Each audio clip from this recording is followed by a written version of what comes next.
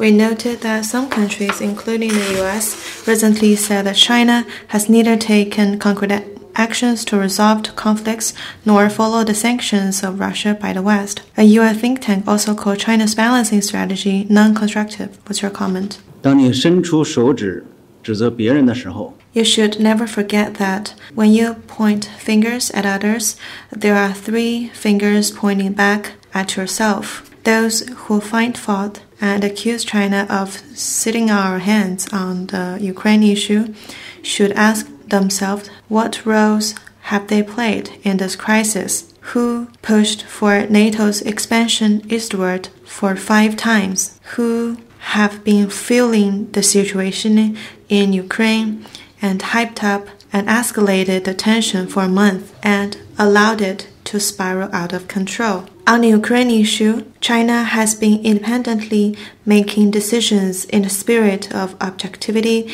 and fairness and based on the merits of the matter itself. It has been playing a constructive part in promoting talks for peace. On the second day of the conflict, President Xi Jinping spoke to President Vladimir Putin on the phone and expressed China's desire to see Russia and Ukraine hold peace talks as early as possible. The day before yesterday, President Xi had a virtual summit with French President and German Chancellor and reiterated that we need to jointly support the peace talks between Russia and Ukraine and encouraged the two sides to keep the momentum for negotiations, overcome difficulties, keep the talks going, and bring about peaceful outcomes.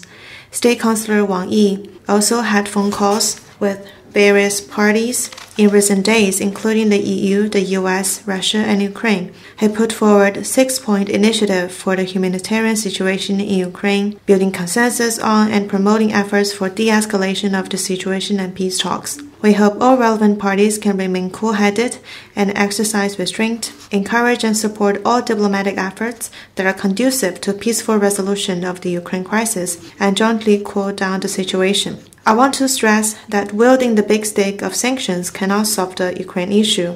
It has long been proven that rather than addressing the problem, sanctions will only create new problems. Apart from economic loss on multiple sides, sanctions will disrupt the process of political settlement and are truly non-constructive. When dealing its relations with Russia, the US should not impose so-called sanctions and long-arm jurisdictions on Chinese companies and individuals or undermine the legitimate rights and interests of China. Otherwise, China will make strong, resolute response.